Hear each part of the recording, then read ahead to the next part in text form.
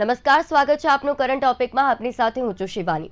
કોઈ પણ શાળા જે છે તે તેના શિક્ષણ અને ત્યાંના જે મેનેજમેન્ટ હોય છે તેના ઉપરથી ઓળખાતી હોય છે, કારણ કે જ્યાં પણ શાળામાં સારું શિક્ષણ આપતા હોય અથવા જે પણ શાળાનું મેનેજમેન્ટ સારું હોય તેના વિદ્યાર્થીઓ યોગ્ય રીતે ભણી શકે છે. પરંતુ એક એવી શાળા કે જે વારંવાર તેના મેનેજમેન્ટના કારણે, ત્યાંના વિદ્યાર્થીઓના ડિસિપ્લિનના કારણે અને ત્યાંના ભણતરને કારણે વિવાદોમાં રહી છે.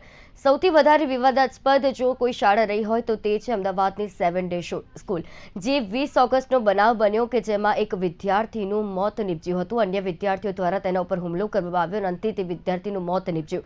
ત્યારબાદ તે શાળામાં જે વાલીઓ દ્વારા હોબાળો કરવામાં આવ્યો, વાલીઓ દ્વારા રોષ વ્યક્ત કરવામાં આવ્યો, કારણ કે સ્વાભાવિક છે કે જ્યારે વાલીઓ પોતાના બાળકને શાળાએ મોકલતા હોય છે ત્યારે તેમના દીકરાનો, તેમના દીકરીનું જે વિદ્યાર્થીઓ ભણતા હોય છે ત્યાં સુરક્ષા ઉપર પણ તેમને મૂંઝવણ થતી હોય છે કે જ્યાં તેમનું બાળક ભણી રહ્યું છે તે જગ્યા તે બાળક માટે સુરક્ષિત છે કે કેમ. આજે આ ચર્ચા એટલે કરવી પડી રહી છે કારણ કે 20 ઓગસ્ટનો 7 ડેનો સ્કૂલનો એ બનાવ અને આજે પણ એ બનાવ બન્યો છે. આજે એક વિદ્યાર્થી પર હુમલો કરવાની ઘટના બની. ધોરણ 7ના વિદ્યાર્થી સાથે 3 વિદ્યાર્થીઓએ હુમલો કર્યો, બ્લેડ મારીને તેના શર્ટના બટન જે છે તે તોડ્યા છે. અને આ બનાવ શા માટે બન્યો? કારણ કે એ વિદ્યાર્થી જે હતો તે ક્લાસનો મોનિટર હતો અને ક્લાસનો મોનિટર જે અન્ય વિદ્યાર્થીઓને ડિસિપ્લિનમાં રાખે છે અને એટલે જે વિદ્યાર્થીએ કીધું કે તમે લાઇનમાં ઊભા રહીને આગળ વધો, અને એટલા જ માટે એક ડિસિપ્લિન માટે આ વિદ્યાર્થીને મારવામાં આવ્યો અને તેને ધમકી પણ આપવામાં આવી કે જો તેને આગળ આવી પ્રકારની સૂચના જો અન્ય વિદ્યાર્થીઓ દ્વારા આપવામાં આવશે તો તેને જાનથી મારી નાખવાની પણ ધમકી આપી. વાલીઓ દ્વારા રોષ વ્યક્ત કરવામાં આવી રહ્યો છે અને વાલીઓ દ્વારા એક સવાલ ઊભો થઈ રહ્યો છે કે જો શાળામાં આ જ પ્રકારની પ્રવૃત્તિઓ, જો હિંસક પ્રવૃત્તિઓ વધતી ગઈ તો શાળા વિદ્યાના ધામ કરતાં તો હિંસાનો જે અડ્ડો છે તે બની જશે. અને ચોક્કસથી આના ઉપર મનોમંથન થવું જરૂરી છે, આના ઉપર ચર્ચા વિચારણા કરવી જરૂરી બનશે. અને વાલીઓ પણ એ પ્રશ્ન પૂછી રહ્યા છે કે તેમના બાળકો જે પણ શાળામાં ભણવા જાય છે ત્યાંની સુરક્ષાની જવાબદારી કોની? કારણ કે આ જે હુમલો 20 ઓગસ્ટે બન્યો હતો 7 ડે સ્કૂલમાં, ત્યાર પછી સરકાર હસ્તક લેવાઈ, સરકારે મેનેજમેન્ટની વાત કરી હતી ને હવે સરકાર જ મેનેજમેન્ટ ઉપર આના જે આજની જે ઘટના બની છે તેના ઉપર મેનેજમેન્ટ ઉપર ઢોળી રહી છે, મેનેજમેન્ટ સરકાર પર. અને આમ કરતા વિદ્યાર્થીઓની સુરક્ષા ઉપર સવાલો વારંવાર ઊભા થઈ રહ્યા છે. ચર્ચાને આગળ વધારતા આપણી સાથે જોડાયા છે એડવોકેટ પૂનમ પંચાણી કે જેઓ પ્રમુખ છે અને વાલી મંડળમાંથી. પૂનમબેન, સ્વાગત છે આપનું. સાથે દીપક પંડિત જોડાયા છે કે જેઓ શિક્ષણવિદ છે. દીપકજી, આપનું પણ સ્વાગત છે. પૂનમબેન, એક વાલી તરીકે અને એડવોકેટ તરીકે બંને રીતે આપને જો હું પૂછું કે ખાસ અત્યારના સમયમાં હિંસક પ્રવૃત્તિઓ સતત વધી રહી છે, એ ગમે તે કારણ હોય, પરંતુ આ 7 ડે સ્કૂલ કે જેમાં ફરી એક વખત આ ઘટના બની છે, આમ તો રોજબરોજ કેટલી ઘટનાઓ એવી પ્રકાશમાં આવતી હશે, પરંતુ આ જે શાળામાં બીજી વખત એવી ઘટના બની કે જેમાં વિદ્યાર્થી ઉપર બ્લેડ વડે હુમલો કરાયો છે અને ધોરણ 7ના વિદ્યાર્થી પર હુમલો કરાયો, 3 વિદ્યાર્થીઓ તેને માર્યો છે, એના શર્ટના બટન તોડી કાઢ્યા છે. આ મામલે આપની પ્રથમ પ્રતિક્રિયા શું છે? સૌથી પહેલા તો હું એક વાત કરીશ કે હવે આ માત્ર શાળાઓનો મુદ્દો નથી રહ્યો. હવે આ એક આખા સમાજનો મુદ્દો થઈ ગયો છે. કારણ કે દિવસે દિવસે ક્રાઇમ વધી રહ્યા છે, ખાસ કરીને બાળકોમાં. જ્યારે પ્રથમ વખત 7 ડેઝમાં જ્યારે મર્ડરનો કિસ્સો સામે આવ્યો હતો ત્યારે એમાં પ્રથમ જે સ્ટેપ લેવાના હતા એ વાલી મંડળના પ્રમુખ તરીકે મેં એની અંદર સ્ટેપ લીધા હતા. પણ ત્યારે મને એવું થતું કે ક્યાંક શાળાનો જ વાંક છે, શાળાની જવાબદારીમાંથી બેદરકારી કરવામાં આવી છે, એ બધી મને મારી માનસિકતા હતી. પણ એ સમયે જ્યારે મારે અન્ય શાળાઓમાંથી બી વાલીઓએ મારો સંપર્ક કર્યો કે મેડમ, અમારી શાળામાં તો બાળકના બેગમાંથી 50,000નું બંડલ નીકળી રહ્યું છે, દારૂની સેમ્પલ બોટલ્સ નીકળી રહી છે, ડ્રગ્સ નીકળી રહ્યા છે, છૂરા નીકળી રહ્યા છે, કટર્સ નીકળી રહ્યા છે. તો ઘણા બધા વાલીઓએ મારો સંપર્ક કર્યો અને પોતપોતાની સ્કૂલોની ફરિયાદ કરી.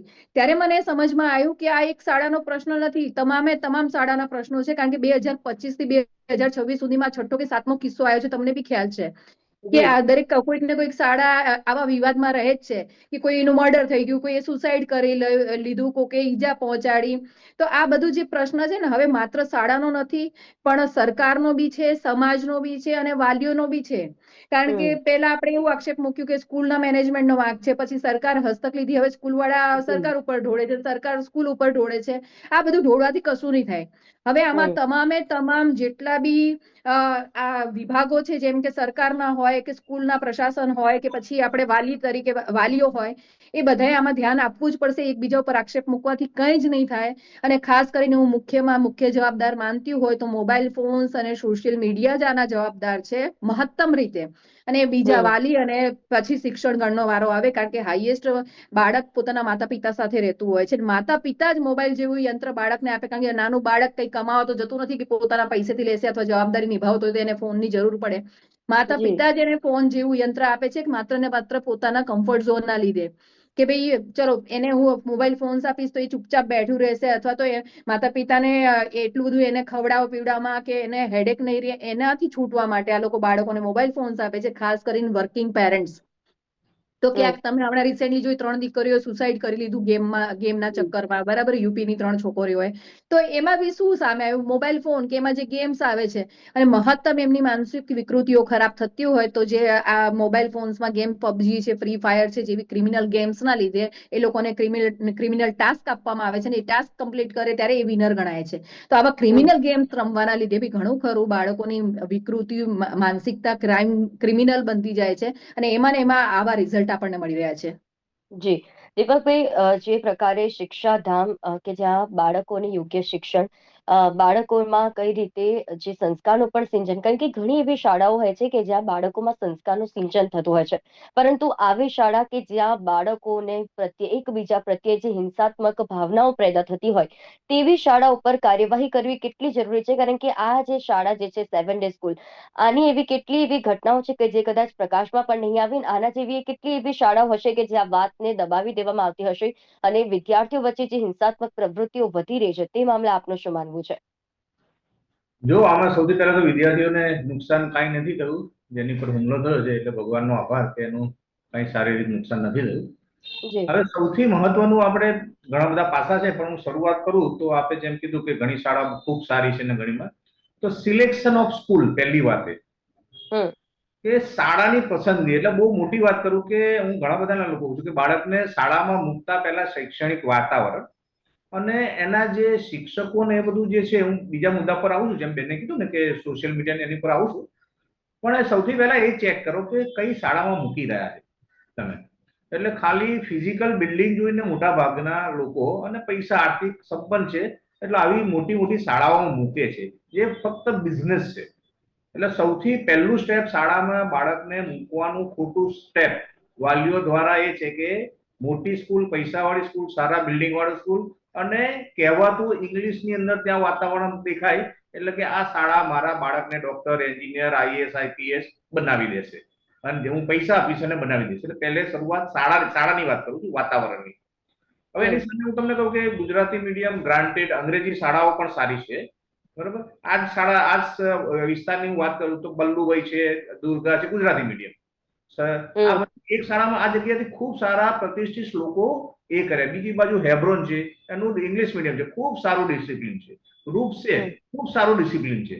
એક વખત અમે જયારે ભણતા હતા ત્યારે બેસ્ટનું પણ સારું ડિસિપ્લિન કહેવાતું હતું. હવે ખબર નહીં શું છે, પણ કહેવાનો મતલબ કે એક તો આની અંદર આ આઈસીએસઈ બોર્ડ છે, મોટા ભાગના એ કરી અને આ બોર્ડ, એટલે પહેલું ખોટું સ્ટેપ શાળાનું સિલેક્શન છે, પહેલી વાત.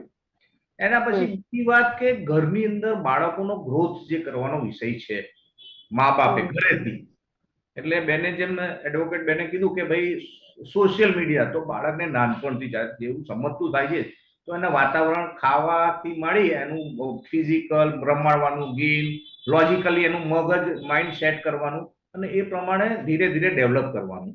એની જગ્યાએ જેમ પૂનમબેને કીધું કે સોશિયલ મોબાઈલ જ હાથમાં, તારા પ્રશ્નો છે એટલે મોબાઈલ તું તારી રીતે કર, એટલે ત્યાંથી એડિક્શન ચાલુ થઈ જાય. હવે મોબાઈલમાં તો એ ટુ ઝેડ તમને સારું પણ છે, પણ મોટે ભાગે બધું આ ગેમ્સ ને બધું જે કે છે એમાં બહુ ઇઝીલી બાળક એ તરફ સરકતું જાય છે અને આવો આખું એને ગ્રુપ જ મળતું. લગભગ આપણે આજુબાજુ જે હવે કોઈ ગેધરિંગ જેવું હોતું નથી. એટલે બાળકોને રમતથી મળીને અનેકવિધ જે ઇતર પ્રવૃત્તિ છે એનાથી દૂર કરી નાખે છે. પછી એના પછી આગળનો વિષય થાય છે કે ભણવાનો વિષય છે. તો ભણવાની અંદર શાંતિથી મા બાપ જે ઘરમાંથી જે ભણાવે ચોપડી લઈને, જેમ આપણને એ જમાનામાં ભણાવતા હતા ઘરથી, આટલું બધું બોધરે છે નતું, પણ ટ્યુશન ના હવાલે કરી દીધું, આ કરી દીધું, તે કર્યું, કારણ કે શું જોઈએ છે? પૈસા.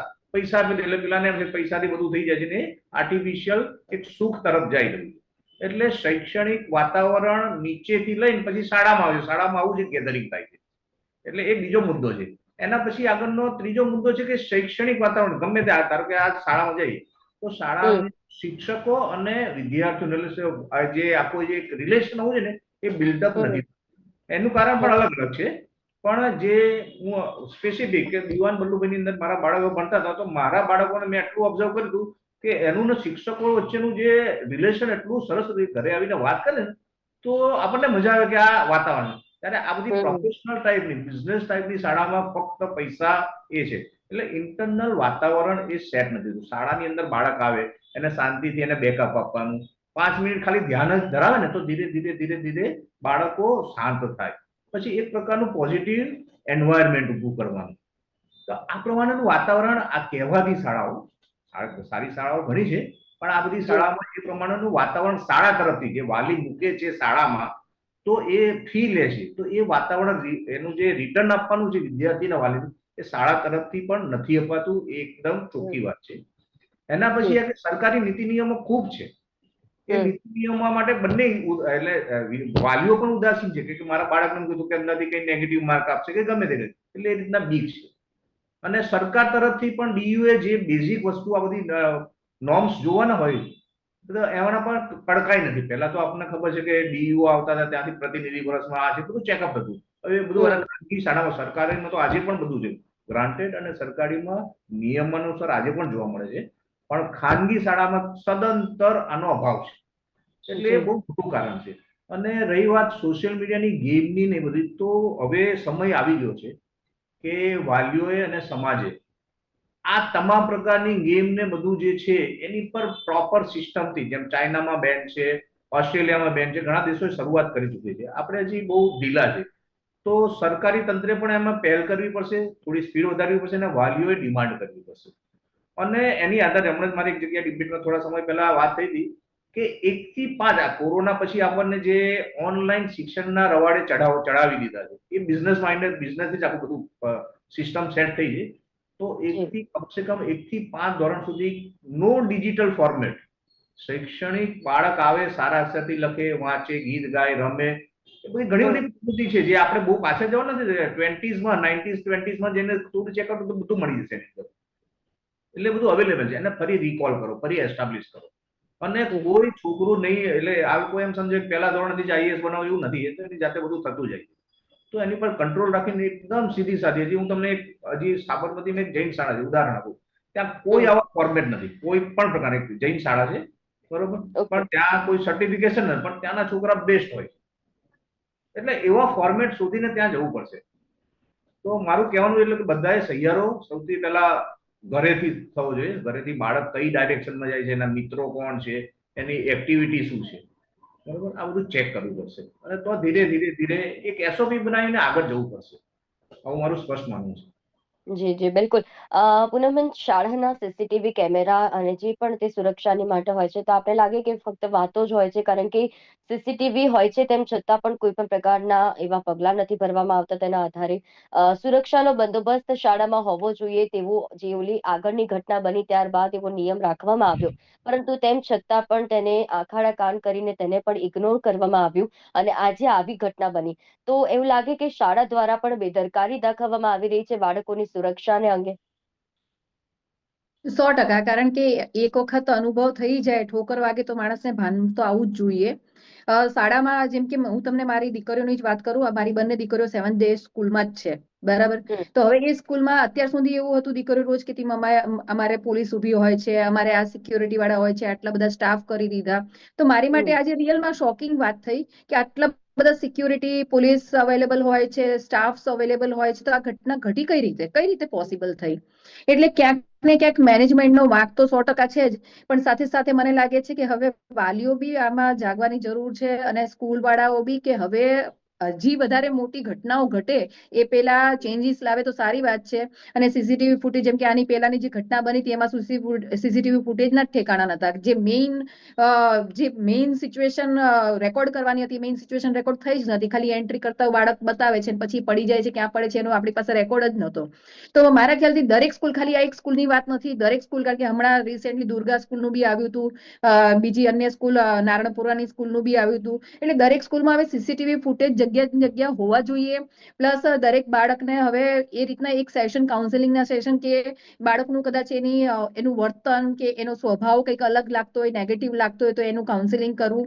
અને સાથે સાથે માતા પિતાએ બી ખાસ ધ્યાન દોરવું જોઈએ કે જ્યારે એનું બાળક, એનું વર્તનમાં કંઈક ફેરફાર થાય કે એના સ્વભાવમાં કંઈક ચેન્જીસ લાગે, એનું મગજ વિકૃત લાગે કે કંઈક એવું જણાય, તો મા બાપે પણ આ વસ્તુનું ધ્યાન આપવું જોઈએ. કારણ કે થોડા દિવસ પહેલાની વાત છે, 3 થી 4 દિવસ પહેલા મારી પાસે એક મેટર આવી. એમાં મમ્મીએ પોતાના બાળકની કમ્પ્લેન કરી કે ઘરમાં મારા દીકરાને હું કંઈ બી કહું છું તો મારા ઉપર હાથ ઉપાડે છે, મને ગાળો દેવા માંડે છે, તારે જે કરવું એ કરી લેજે, અને મારા ઉપર હાથ ઉપાડે છે. તો બેન કે આટલો આ 15-16 વર્ષનો છોકરો છે, હું એને છોડીને જઈ નહીં શકતી, અને આની સાથે રહેવું મારે દુશ્વાર થઈ ગયું છે. કોઈ રીતે મારી જોડે બંધાવ જ નથી માનતો, એને કોઈની બીક નથી, કારણ કે એ સિંગલ મધર છે. તો તમે વિચાર કરો, ચલો આવી સિચ્યુએશનમાં આપણે સ્કૂલ વાળાને વાંકમાં નાખીએ છીએ, કદાચ વાંક છે બી કે ભાઈ મેનેજમેન્ટને આટલો બધો સ્ટાફ તમે રાખો છો, તો તમારા ત્યાં અમે બાળકને મોકલી તો જવાબદારી તમારી હોય છે. પણ જ્યારે આવી મમ્મીની ફરિયાદો આવે ત્યારે ક્યાંક એવો બી પ્રશ્ન ઉભો થાય કે ચલો સ્કૂલમાં ઘટના ઘટે છે ત્યારે સ્કૂલ જવાબદાર, પણ જ્યારે ઘરમાં માતા ઉપર હાથ ઉપાડવામાં આવે, 16 વર્ષનો બી નહીં, 15 વર્ષનો છોકરો માતા ઉપર હાથ ઉપાડતો હોય, ડ્રિંક કરતો હોય અને પૈસા ચોરી કરીને લઈ જતો હોય, ત્યારે એવી સિચ્યુએશનમાં આપણે કોને વાંકમાં ગણશું? એટલે આ પ્રશ્ન માત્ર સ્કૂલનો રહ્યો જ નથી, મારો પર્સનલી, કારણ કે અત્યાર સુધી હું માનતી કે સ્કૂલ આમ, સ્કૂલનું મેનેજમેન્ટ આમ, અને એ તો છે જ જોડે જોડે, પણ સાથે સ્કૂલ સિવાય બી પેરેન્ટ્સની બી જવાબદારી. અને એક ખાસ તમને છેલ્લી વસ્તુ કહેવા માંગીશ કે થોડીક ફ્રીડમ સ્કૂલને આપવી જરૂરી છે એઝ અ પેરેન્ટ્સ. કે પહેલા કેવું હતું, આપણા સમયની, અમારા સમયની વાત કરું, કે અમારા મમ્મી પપ્પા મીટિંગમાં આવતા ને તો બીક લાગતી કે ક્યાંક આપણી ફરિયાદ ના કરે, અથવા તો સ્કૂલમાં ટીચરની સામે જ આપણને, જો સર ફરિયાદ કરશે તો આપણને લાફા ના મારી દે, લાફા ના ઝીકી દે, અથવા તો આપણા મમ્મી પપ્પા જ કહેતા કે આને જો કંઈક વાંક આવે કે લેસન ના કરે તો એને મારજો મારા તરફથી બીજી. તો એવું આપણા માતા પિતાનું કલ્ચર, અમારા માતા પિતાનું હતું. અને અમારી સ્કૂલ જ્યારે અમારો સમય હતો ત્યારે આવી ઘટનાઓ ક્યારે અમે જોઈ જ નથી. ત્યારે તો મોબાઈલ ફોન્સ નતા, કોઈ એવું ઈઝી કોમ્યુનિકેશન નતું, આટલું બધું દુનિયાદારી નથી જોવા મળી, છતાં બી આવું અમારી સાથે નથી બન્યું. હવે કેમ બને છે? એટલે આ બહુ મોટો પ્રશ્ન છે. એટલે કદાચ સ્કૂલને થોડી છૂટછાટની જરૂર છે, કારણ કે પેલાની સ્કૂલોનું બોન્ડિંગ બાળકો સાથે એટલું સરસ હોતું હતું ને, જાણે માતા પિતા પછી બાળકો પોતાના ટીચર્સને જ ક્રેડિટ આપતા. પણ હવે એવું નથી, હવે પ્રોફેશનલિઝમ થઈ ગયું છે. કારણ કે પેરેન્ટ્સ જ્યારે ટીચર્સ, બાળકોનો વાંક હોય, વિદ્યાર્થીની કમ્પ્લેન હોય, ત્યારે એના પેરેન્ટ્સને જાણ કરે તો પેરેન્ટ્સ માનવા જ તૈયાર નહીં હોતા. મારો બાળક તો આવું કરી જ ના શકે, મારા બાળકે આવું કર્યું જ ના હોય, એટલે એ એક્સેપ્ટ કરતા નથી. એટલે બાળકોને શું સહમતિ મળે કે આપણા પેરેન્ટ્સ તો આપણા જ છે, ગમે તેટલું ટીચર કમ્પ્લેન કરશે તો આપણને કંઈ કરવાનું નથી. બીજું કે જો ટીચર પનિશમેન્ટ આપે, બે લાફા મારી દે, તો આપણે કમ્પ્લેન કરીએ, એના વિરુદ્ધમાં પોલીસ ફરિયાદ કે મારા છોકરાને હાથ ઉપાડ્યો. હું હાથ ઉપાડવાની ફેવર કરતી બી નથી, પણ જ્યારે બાળકનો વાંક હોય તો ટીચર્સને એટલી પરમિશન આપવી જોઈએ કે ઇનડાયરેક્ટલી કોઈ રીતે એને પનિશમેન્ટ આપે. અને ક્યાંક આવું પનિશમેન્ટનો માહોલ બી ચાલુ થશે તો આપણો બાળક કદાચ આપણી જોડે નહીં સુધરી શકતો હોય તો ટીચરની બી કે સ્કૂલમાં તો એ સુધરી શકે. તો થોડુંક આ બાબતે બી વિચારસરણી કરવાની ખૂબ જરૂર છે. બિલકુલ પૂનમબેન, અને ઘણી એવી શાળાઓ હોય છે કે જ્યાં ડિસિપ્લિન બાળકોમાં કઈ રીતે લાવવી તેના વિશેના પાઠ ભણાવવામાં આવતા હોય છે. અને ઘણી વખત જે તેમના અભ્યાસક્રમ હોય છે તેમાં જો કોઈક એવો વિષય આવી જાય તો તે પણ શિક્ષકો દ્વારા એવી રીતે એલોબરેટ કરાતો હોય છે, એવી રીતે સમજાવવામાં આવતો હોય છે કે બાળકોને તેના વિશે ખ્યાલ આવે કે જે કોઈ પણ જે હિંસા છે તે કેટલું ગંભીર રૂપ ધારણ કરી શકે છે અને બાળકોએ તેનાથી કેવી રીતે દૂર રહેવું જોઈએ.